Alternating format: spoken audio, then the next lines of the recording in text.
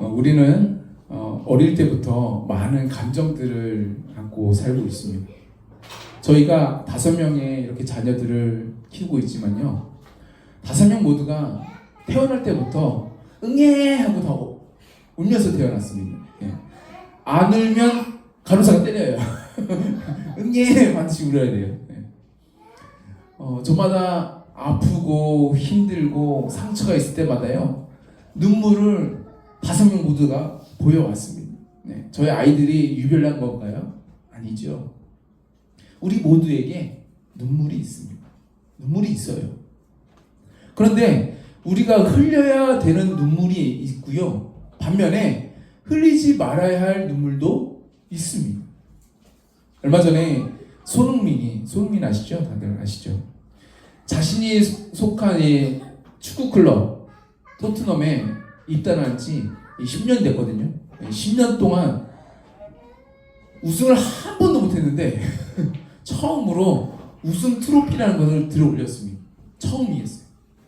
10년 만에 처음이었습니다. 매년마다 우승 트로피가 한 4-5개 되거든요. 그런데 한 번도 올려본 적이 없습니다. 처음 있었습니다. 10년 만에. 그토록 우승을 갈망하고 있었는데 이제야 우승을 한 거예요. 영상을 보니까 손흥민이 눈물을 보이더라고요. 얼마나 감격스러울까요? 그 팀에서도 17년 만에 처음으로 우승했다고 하더라고요. 17년 만에 처음이에요. 그런데 손흥민은 예전에도 우승컵을 들어 올릴 뻔한 적이 있었습니다. 예전에 있었어요. 그때가 지금보다도 실력도 더 좋았고요, 팀도 지금보다 훨씬 더 강력했던 때였습니다. 그때 더 훌륭한 선수들이 많았어요. 그리고 그 대회는요, 더 상위 대회였습니다. 클럽 중에서도 최상위 팀들만 모여서 하는 챔피언스 리그였어요. 그때 결승전까지 올라갔습니다. 근데 그 결승전에서 진 거예요. 패배의 쓴맛을 보아야 했습니다. 손흥민이 경기를 마치고 그 자리에서 눈물을 펑펑 쏟았습니다. 손흥민은 같은 눈물을 보였어요. 근데 그 눈물이 갖는 의미가 다릅니다. 하나는 승리에 도취한 기쁨의 눈물이었고요, 또 하나는 이 슬픔과 안타까운 감정이 복받쳐 흐르는 실패의 눈물이었습니다. 둘 다 똑같아 보인다 할지라도 전혀 다른 눈물이었던 거예요. 오늘 저와 여러분에게도 눈물이 있습니다. 누군 이렇게 말할 수 있어요. 부산 사나이가 어떻게 눈물을 보일 수 있냐고. 참고로 눈물을 보이면 추해 보이고 감정을 표현하는 모습이 안 좋아 보이긴 하지만요, 사실상 우리의 건강에, 우리 몸의 건강을 생각한다면 어쩌다가 흘리는 눈물은요, 우리에게 더 좋을 수가 있습니다. 여자들이 더 오래 사는 이유가 이 눈물에 있다고 해요. 드라마 보고 눈물을 흘리는 거 괜찮습니다. 좋은 거예요. 그래도 실패의 눈물보다는 승리의 눈물이 더 좋겠죠. 오늘은 우리가 흘려야 할 눈물과 흘리지 말아야 할 눈물에 대해서 한번 나눠봤으면 좋겠습니다. 첫 번째로 복된 울음, 회개의 울음에 대해서 함께 나누도록 하겠습니다. 존 웨슬리와 동시대 분이었던 진젠도르프라는 분이 계셨어요. 1700년에 태어나시고요, 1760년에 돌아가셨습니다.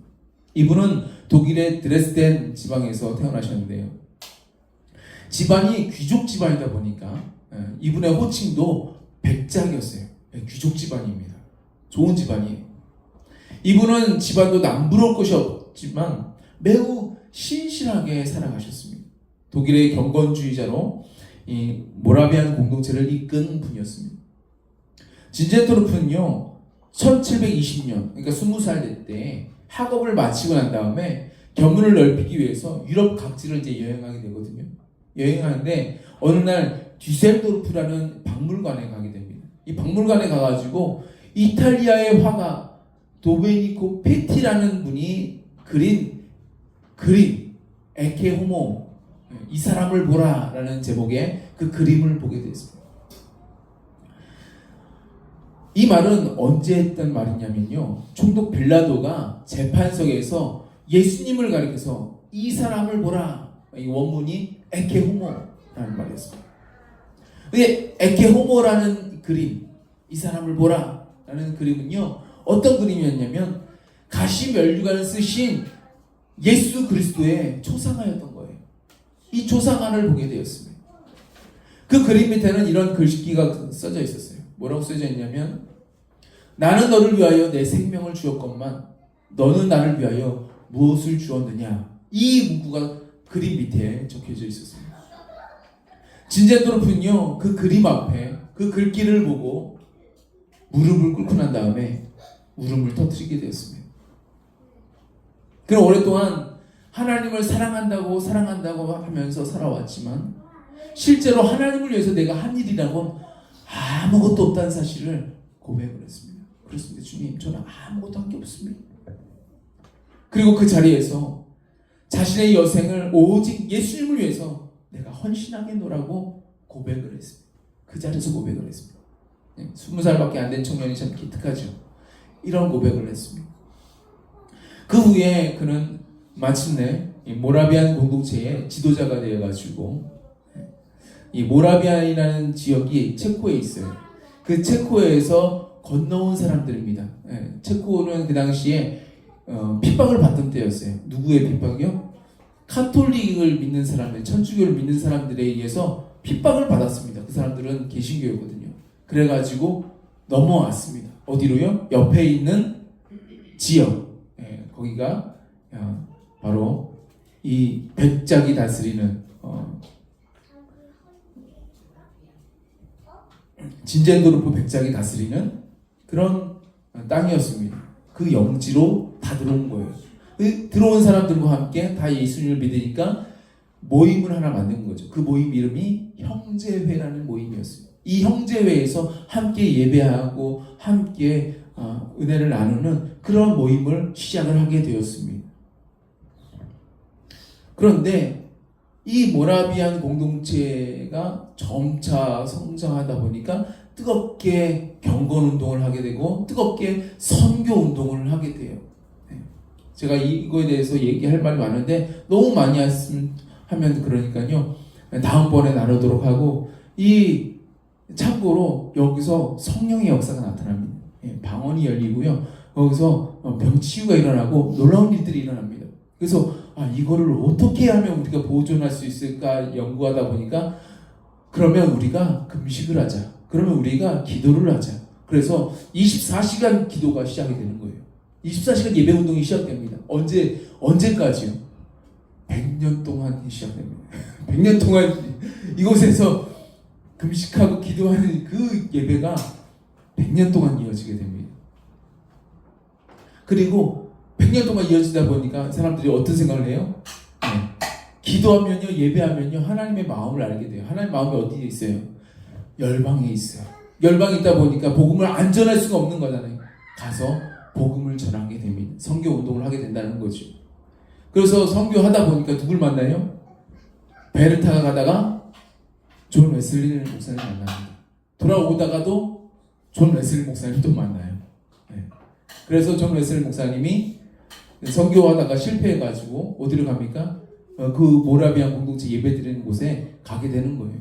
그래서 그 모라비안 평신도가 그냥 설교문 하나 읽죠. 설교문도 아니에요, 사실. 로마서 주석입니다. 마틴 루터가 쓴 그냥 주석을 그냥 읽는 거예요. 그냥 읽었는데, 로마서 1장에 대한 주석을 읽고 있는데 16절과 17절에 딱 다가올 때에 마음이 뜨거워지는 것을 경험했어요. 존 웨슬리 목사님이 웜드라고 표현을 하죠. 마음이 뜨거워져요. 그래서 회심을 하게 됩니다. 그리고 난 다음에 감리교의 경건과 부흥운동 계속 이어져 나가게 돼서 수많은 사람들이 주께로 돌아오는 역사가 일어나게 되죠. 그래서 지금의 우리가 있지 않습니까?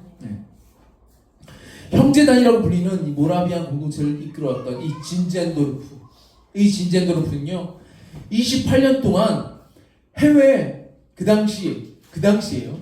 지금 같은 시대가 아니라 1700년대입니다.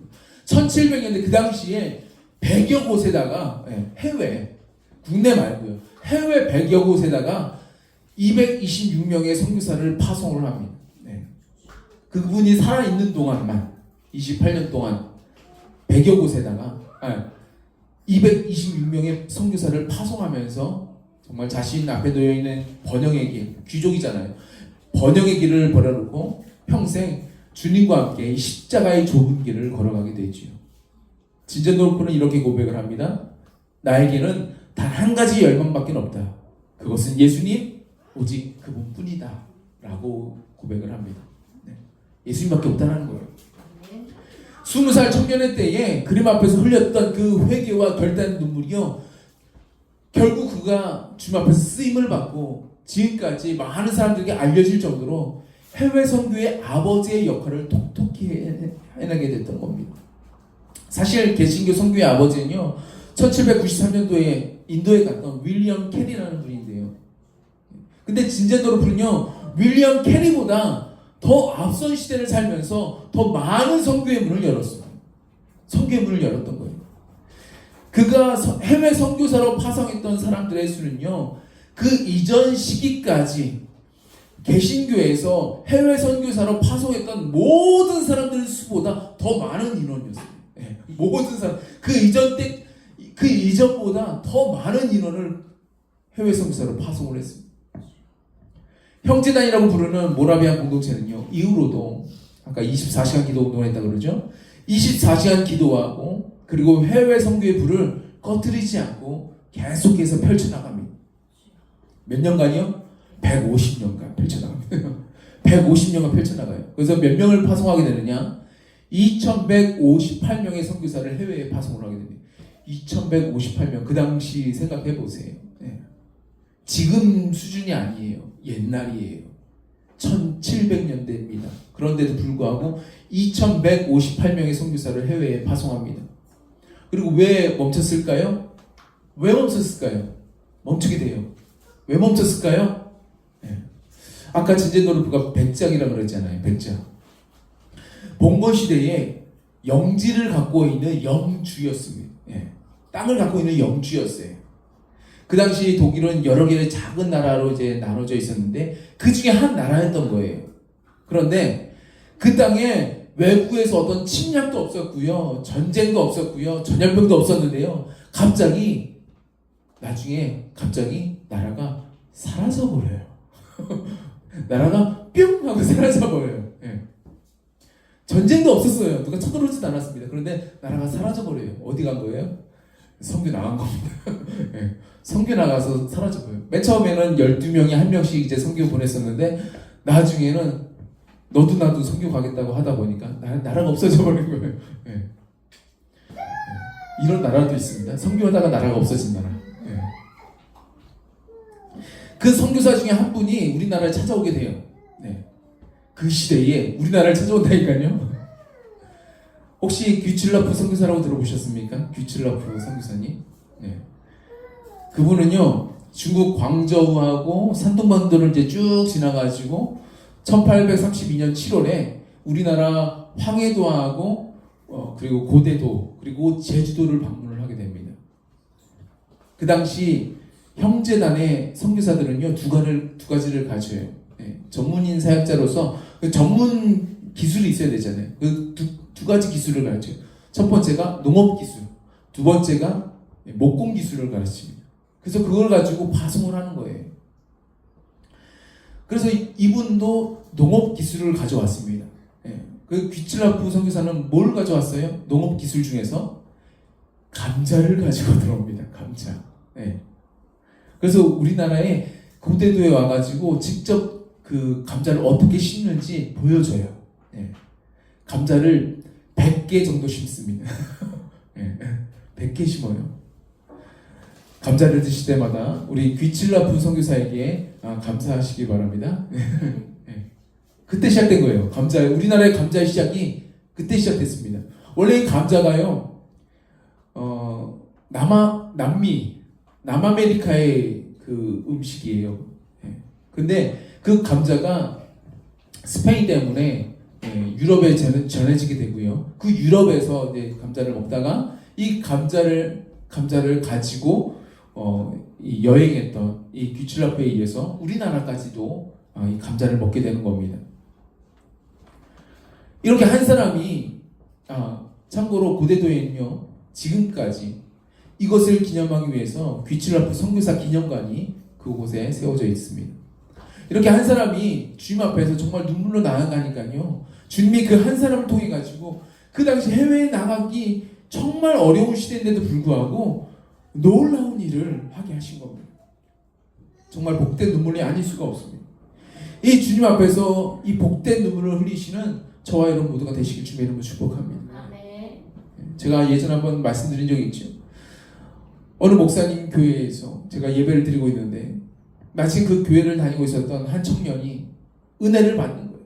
은혜를 받으니까 교회 다니지 얼마 되지 않았던 그 청년이었는데 은혜를 받아가지고 눈물을 흘리다 못해 콧물이 흐르는 거죠. 콧물이 주르륵 흐르는 겁니다. 근데 얼마나 예배에 집중하고 예배를 은혜를 받고 사모를 했는지 닦을 생각은 안 하는 거예요. 콧물이 흐르는데도 닦을 생각 안 하고 쭉 흘러지는 겁니다. 목사님이 그 모습을 보다가 장난기가 발동하셨는지 설교하시다가 말고 이 청년의 모습을 그대로 표현을 해주는 겁니다. 콧물이 흘러내리다가 하니까 다시 올라가고 또 흘러내리다가 또 하니까 다시 올라가고 이거를 계속 한다고 그거를 설교하다 말고 얘기를 하시는데 그 목사님의 마음, 말은 이렇게 했지만 그 목사님의 마음이 얼마나 기뻤을까요? 얼마나 행복했을까요? 제가 보니까요, 그 목사님이 아빠 미소를 하고 있더라고요. 아빠 미소를 하고 있었어요. 한 사람이 은혜를 받으면요, 그 사람을 둘러싼 모든 성도들, 그 교회 목사님, 전도사님 모두가 다 기쁘고 즐겁습니다. 그러니 우리 하나님은 얼마나 더 기쁘시겠어요? 얼마나 더 행복하시겠어요? 비록 회개는요, 말씀에 그 마음이 찔려가지고 아프고 힘겹고 눈물 나는 일이긴 하지만요, 그 결과는 그 무엇으로도 표현할 수 없는 기쁨과 행복이 밀려오게 되어 있습니다.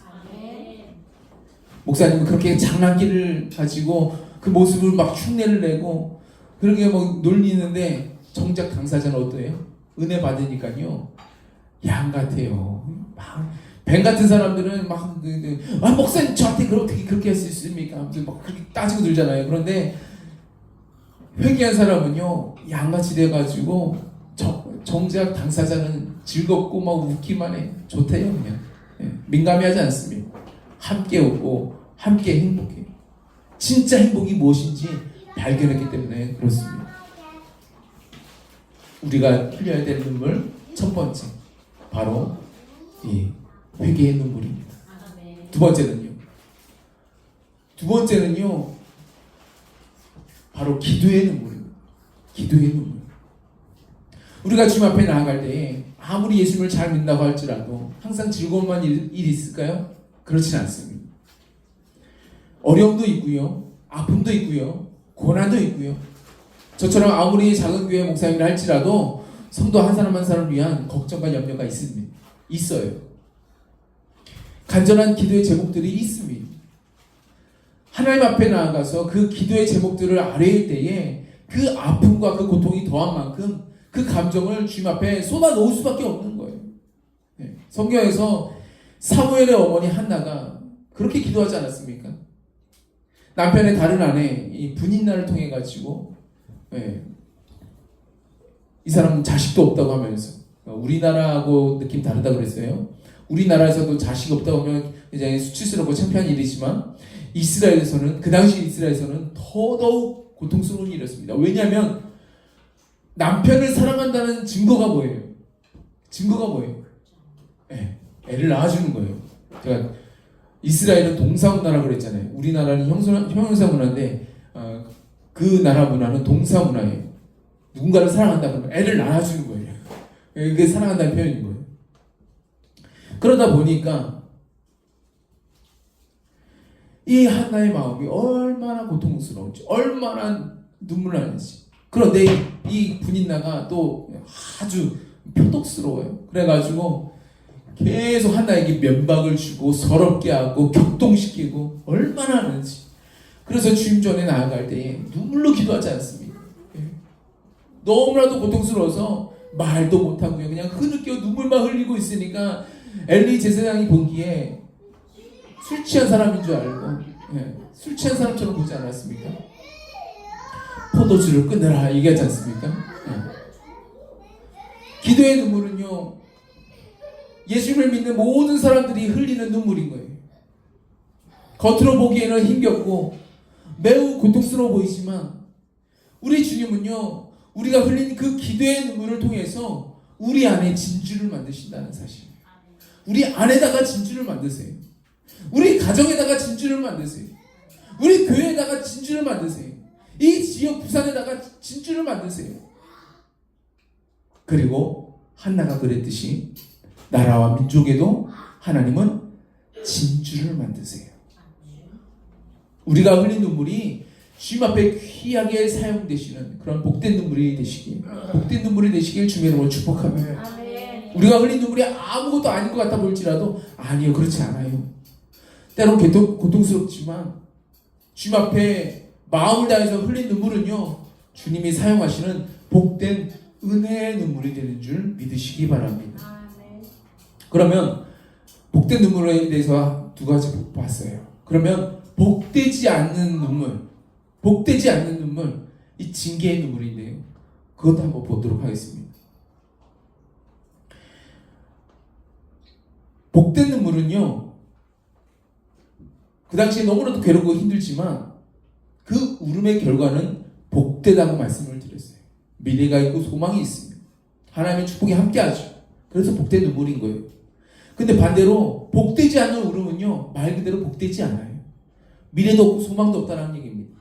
하나님의 축복이 함께하지도 않고요, 반대로 저주에 묶여가지고 옴짝달싹 못합니다. 이 괴로움을 계속 지고 가야 되는 거예요. 계속 지고 가는 거예요. 오늘 성경은 그 복되지 않는 울음에 대해서 우리에게 말해주고 있습니다. 그 시기는 이스라엘 백성이 출애굽하고 나서 40년 광야 생활을 한다고 그랬죠. 40년 광야 생활을 지나서 이제 가나안 정복을 마친 후였습니다. 가나안 땅을 정복했어요. 제가 가나안 땅을 정복했다고 말씀드렸지만 사실상 다 마치진 않았어요. 그 땅에 7가지의 부족이 있었는데요, 7가지 부족 안에 여러 왕들이 있었습니다. 여호수아는요, 베스킨라빈스 31명의 왕들을 제압을 했죠.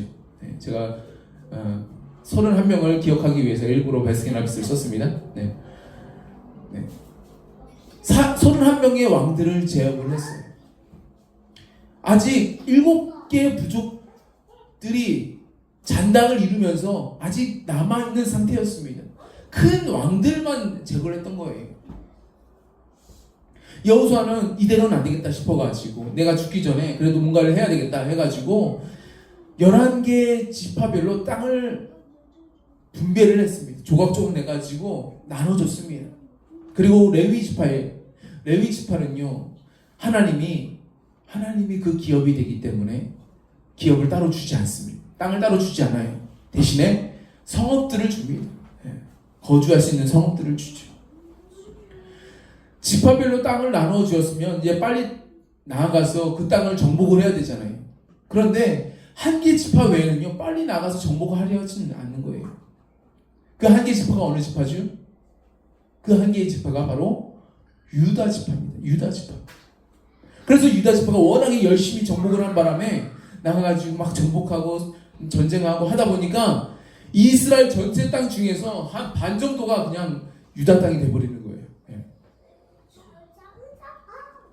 인구도 그에 비해서 이제 땅이 넓은 만큼 생산물도 많다 보니까, 그러다 보니까 인구가 자연스럽게 더 많이 증가할 수가 있는 거죠. 그래서 인구도 이스라엘 반 정도가 돼버리는 겁니다. 그에 반해서 다른 지파들은 정복 전쟁을 하긴 하는데 유다 지파처럼 적극적으로 하지 않아요. 그러다가 사사기 1장 보면 여호수아와 그리고 광야에서 자란 이 믿음의 세대들, 저는 믿음의 1세대라고 부르는데요, 그 믿음의 1세대가 이제 다 여호수아도 죽고 그 믿음의 1세대도 죽고, 세월 앞에서 장사 없잖아요. 다 죽고 사라졌어요. 그러니 이제 그 다음 세대만 남은 거예요. 믿음의 2세대. 근데 믿음의 2세대는요, 믿음의 1세대하고 달라요. 그 다음 세대는요, 믿음의 1세대처럼 믿음대로 살아가지 않는 거예요. 하나님의 언약의 말씀을 붙잡고 하나님만 사랑하면서 살아가야 되는데 그러지가 않는 거예요. 그 다음 세대는요, 자신에게 주어진 적과 흐르는 땅, 그 땅을 정복하려고 하지 않습니다. 그 주변 사람들과 그냥 평화롭게 그냥 잘 지내보자. 우리가 한번 잘 지내보자. 그렇게 사는 거예요. 심지어는 그 땅의 거민들과 언약을 맺어요. 언약 맺지 말라고 했는데 언약을 맺어버려요. 심지어는 그 땅의 거민들이 세워놓은 제단, 그들이 어떤 제단을 세워놔요? 우상 숭배하는 제단이죠. 보통 우상 숭배가 아니에요. 너무나도 음란하고 너무나도 더럽기 때문에 하나님이 그 땅을 심판하시려고 이스라엘 백성들을 보내신 거였어요, 사실. 그런데 그 우상 숭배 제단을요, 헐어버리지 않아요. 나중엔요, 그 제단에다가 자기들도 그 우상을 숭배하는 역사가 일어납니다.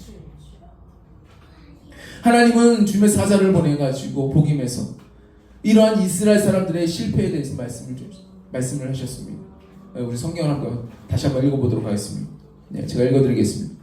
여호와의 사자가 길갈에서부터 복음에 이르러 가로되 내가 너희로 애굽에서 나오게 하고 인도하여 너희 열조에게 맹세한 땅으로 이끌어 왔으며 또 내가 이르기를 내가 너희에게 세운 언약을 영원히 어기지 아니하리니 너희는 이 땅 거민과 언약을 세우지 말며 그들의 단을 헐라하였거늘 너희가 내 목소리를 청종치 아니하였도다.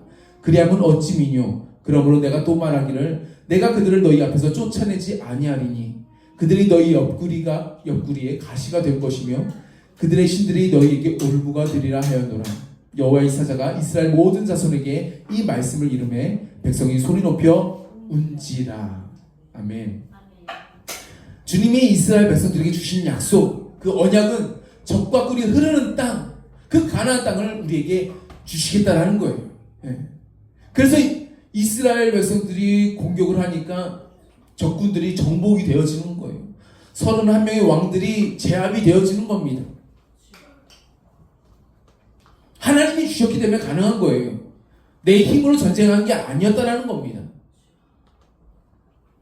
그 약속의 말씀을 주님은 신실하게 지켜가셨어요. 백성들은 가나안 땅에 살고 있잖아요. 이제 살고 있잖아요. 지켜진 거예요. 그런데 이스라엘 백성들은 주님과의 약속대로, 주님과의 언약대로 신실하게 살아가야 되는데 문제는 그 언약을 떠나버린다는 겁니다. 어떻게 해요? 주님이 주신 땅을 정복하지 않아요. 정복하지 않습니다. 부모가 자식에게 가장 화가 날 때가 언제인가요? 가장 화가 날 때. 자녀가 부모님의 말씀대로 잘 먹고 잘 자고 잘 놀고 잘 자라야 되잖아요. 그렇죠?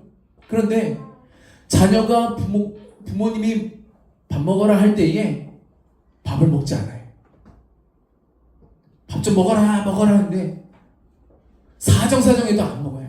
절대 안 먹어요. 안 먹을래. 예. 뭐 이 핑계 저 핑계를 해. 나 이거 먹고 싶어. 나 저거 먹고 싶어. 나 이거 하고 싶어. 저거 하고 싶어. 그러면 부모 마음이 어떨까요? 속이 타 들어가겠죠. 얘 이거 먹어야 되는데 안 먹으면 타 들어갑니다. 밥만 안 먹으면 다 끝이 날까요? 밥 안 먹었으니까 이제 끝이다 할까요? 아니에요. 문제는 밥을 안 먹으면요 다른 간식이나 다른 것들을 찾게 된다는 거죠. 피자, 햄버거, 치킨 등등등 여러 가지 몸에 안 좋은 음식들을 찾게 된다는 겁니다. 막 과자나 아이스크림, 빵, 뭐 등등 찾게 되는 거예요. 이런 음식들은 영어로 정크푸드라고 그럽니다. 쓰레기는 음식인 거예요. 저와 족구하신 분들 중에 치킨집 사장님들이 여러 분 계시지만 사실은 사실대로 말해야 되잖아요. 정크푸드입니다. 밥만 안 먹으면 다 끝일까요? 아니요, 끝이 아니라는 거예요. 그런 음식들을 먹게 되면 온갖 문제들이 발생하게 된다는 겁니다. 이스라엘 백성들은 똑같은 상황인 거예요. 받아 먹으라 할 때 받아 먹지 않아요. 힘들어요. 저기는 철벽기가 있어요. 하면서 정복해야 될 땅들을 정복하지 않는 거예요. 그리고 나서 그들과 평화가 조약을 맺고 그들의 섬기는 너무 더러워서 이 설교 시간에 말도 할 수가 없는 그 더러운 짓을 하는 그 재단을 헐어버리지 않습니다. 너무 더러워서 제가 말씀을 못 드립니다. 죄송해요. 너무 더러워요. 나중에는 그 더러운 우상을 그들도 섬기는 일이 벌어지게 되는 겁니다. 그러니 주님은 어떻게 하실까요? 어떻게 하실까요? 부모라면 에이 그러면 밥 먹지 마! 하면 끝나겠죠. 그런데 주님은 거기서 끝나지 않습니다. 네. 저는 저희 아이들한테 얘기하기는 우리 예수님이 제일 무서워. 예수님이 제일 무서워. 우리 하나님 제일 무서워. 세상 사람 그 어떤 사람보다 하나님 제일 무서워. 제가 꼭 얘기해요. 하나님 제일 무섭다고. 진짜 그래요. 진짜 그래요. 하나님이 진노하시면요, 자비가 자비롭지 않아요. 하나님 제일 무서워요. 그래서 하나님을 경외해야 되는 거예요. 하나님을 두려워할 줄 알아야 되는 거예요. 하나님 제일 무섭습니다. 하나님은요, 그러면 너 정복 안 했으니까 그럼 밥 먹지 마 해서 끝나는 게 아니라 너희가 쫓아내지 않았던 사람들이 너희 옆구리에 가시가 될 것이며 그 신들이 너희 올무가 될 것이라고 말씀하세요. 무섭습니다. 주님은 한번 말씀하시면요, 한번 뱉으신 말씀은요, 돌이키시지 않습니다. 우리 삶의 정복이 멈춰지고 우리 삶의 성장이 멈춰지게 되면요, 이렇게 큰 문제가 찾아오게 되는 거예요. 정복하지 않았던 영역들, 우리가 성장하지 않았던 영역들이 우리의 가시와 우리의 올무로 다시 찾아오게 된다는 겁니다. 내 마음에 아직도 정복하지 않았던 영역들이 있습니까? 내 마음에 아직 정복하지 않았던 영역들이 있어요. 네. 내 삶에 아직도 정복하지 않았던 영역들이 있어요. 이 정도는 다른 사람들 다 하는데요, 뭐. 괜찮겠죠, 뭐. 아니요. 괜찮지 않습니다. 반드시 그것은요, 우리 삶의 올무가 될 것입니다. 우리 삶의 가시가 될 것입니다. 예수님을 잘 믿다가도 다시 붙잡히는 일이 일어나게 된다니까요. 무엇에? 우리가 정복하지 않았던 영역 때문에. 우리가 정복하지 않았던 영역 때문에 그것이 내가 예수님을 떠나게 되는 계기가 되는 거예요. 무섭습니다. 내가 예수님과 관계가 소원해진 일이 바로 내가 정복하지 않았던 그 영역 때문에 일어나게 되는 거예요. 내 삶이 예수님께 완전히 굴복되고 완전히 정복되지 않으면요, 안 된 그 영역만큼 나중에 믿음의 삶을 살게 될 때에 사탄의 공격을 받게 되어집니다. 그것이 바로 사탄이 들어오는 교두보가 되는 것입니다. 때문에 내 삶 속에 복임을 남겨둬서는 안 되는 거예요. 절대 남겨둬서는 안 됩니다. 내 삶에 돈을 사랑하고 게임을 사랑하고 드라마 사랑하고 영화 사랑하고 여행 사랑하고 여러 가지 사랑하는 것들 많죠. 요즘 사람들은 자신의 삶에 사랑하는 부분들을 많이 갖다 놓습니다. 요즘에는 강아지, 고양이, 해양 생물들도 많아요. 네. 너무 많아서 제가 이제 다 열거하기 어려울 정도로 많습니다. 네. 많아요. 곤충들도 있고요. 여러 가지 많습니다. 그런데 내가 사랑하는 것들을 내려놓고 주님도 사랑하지 않으면요, 내가 사랑했던 그 영역들 때문에 내가 공격을 받게 된다는 겁니다. 예수님의 발 아래 그것들이 굴복되었지 않으면요, 나중에 그것들이 내 삶의 가시가 되고 또 올무가 되어서 예수님과 멀어지게 만드는 그런 수단들이 된다니까요. 그래서 돈과 주님, 명예와 주님, 세상과 주님은요, 양립될 수가 없습니다. 같이 섬길 수가 없어요. 하나만 정해야 됩니다. 세상과 십자가는요, 하나가 될 수가 없습니다. 내 삶뿐만인가요? 우리 가정에서는요, 우리 지역사회에서는요, 나라 민족에서는요, 마찬가지인 거죠. 공산주의를 따르면서 어떻게 자유민주주의를 따라갈 수 있습니까? 할 수가 없어요. 양립이 안 됩니다. 중국 보세요. 양립할 수 있지 않을까 해가지고 중국식 자본주의 해가지고 했는데 지금 상황은 어떻습니까? 무너지기 일보 직전입니다. 지금. 우리나라에 남겨놓았던 이 공산주의 세력, 빨치산 세력, 남로당 세력, 이 세력이 결국에 이 자유민주주의를 깨뜨리려고 하는 세력들로 성장해버려가지고 지금 이 땅을 완전히 정복하려고 하고 있지 않습니까? 이번 선거에 넘어가면요, 아마 못 찾을 가능성이 큽니다. 네, 못 찾을 가능성이 커요. 네. 네, 이재명이 법 바꾸겠다고 하잖아요. 네. 재선 가능하도록. 네. 재선 가능하도록. 더 이상은 이제 정권 넘겨주지 않겠다는 얘기인 거죠. 이게 가능하게 되는 겁니다. 네. 왜냐하면 이제 행정부 하나, 사법부도 넘어가고 다른 것도 다 넘어갔는데 행정권 그거 하나만 남았는데 이 행정부도 내가 차지하게 되면 이게 상권을 모두 다 차지하게 되니까 이제 모든 것들을 이제 자기 손에 좌지우지 하겠다라는 겁니다. 끝나는 거예요. 정복하지 않으면요, 정복당하거나 고통을 받게 되는 이 영적인 원리를, 육적인 원리이기도 합니다. 영적인 원리를 오늘 주님은요 우리에게 가르쳐 주시고 계시는 겁니다. 이 원리를 역사 속에서 처절하게 배워왔던 이스라엘 백성은요 이제 어떻게 살아가고 있나요? 지금 어떻게 살아가고 있습니까? 이스라엘 백성은요 결국 이 가시와 올무 때문에 우상 숭배하다가 멸망당했습니다. BC 722년에 586년에 멸망당했습니다. 멸망당해가지고 뿔뿔이 흩어져서 살게 됐습니다. 그래서 그것을 우리는 디아스포라라고 얘기합니다. 디아스포라라고 하죠. 그냥 뿔뿔이 흩어져서 사는 게 아니고요. 거기서 고난을 당합니다. 무지막지한 고난을 당합니다. 참고로 역사를 보면요. 스페인에 살고 있었던 36만 명의 유대인들이 있었는데 그 유대인들이 모든 재산을 다 뺏겨버려요. 모든 재산을 싹 다 빼앗겨버립니다. 그리고 그 땅에서 쫓겨나 버립니다. 네. 그런 일들이 생겨나게 됩니다. 히틀러에게 600만 명의 학살을 당하게 됩니다. 600만 명. 온 유럽에서 얼마나 고통을 당했는지 모릅니다. 러시아에서 온갖 비참한 일을 당하게 됩니다. 그런 이스라엘이 이제 나라를 세웠습니다. 1900년 만에 다시 나라를 세웠어요. 1900년 만에. 처음 세운 나라는 조금 했습니다. 근데 이 조그만 나라를 가만두겠어요? 아니요. 계속해서 정복을 해나갑니다. 계속해서. 그래서 나라가 지금의 나라가 된 겁니다. 그런 이스라엘이 이제 가자 지구를 남겨두겠습니까? 남겨두겠나요? 안 남겨둡니다. 절대 안 남겨둡니다. 저는 안 남겨둘 거라고 봅니다. 네. 아무리 미국이 말리고 트럼프가 말리고 다 말렸다 하더라도 안 됩니다. 가자 지구 정복합니다. 서한지구, 지금 서한지구도 남겨져 있는데요. 이 서한지구도 남겨두겠습니까? 안 남겨두. 거기 예루살렘인데 남겨두겠습니까? 안 남겨둘 거예요. 거기에 성전 자리에 이슬람 사원이 세워져 있습니다. 그 황금동 사원이라고 그러죠. 그 사원을 이스라엘 백성들이 가만히 두겠습니까? 안 가만둬요. 내버려 두지 않습니다. 거기다가 그 자리에다가 제3성전 세우지 않겠습니까? 반드시 세울 겁니다. 네. 두고 보세요. 반드시 세울 겁니다. 어떤 수단과 방법을 동원해서라도 언젠가는 세웁니다. 언젠가는. 반드시 세웁니다.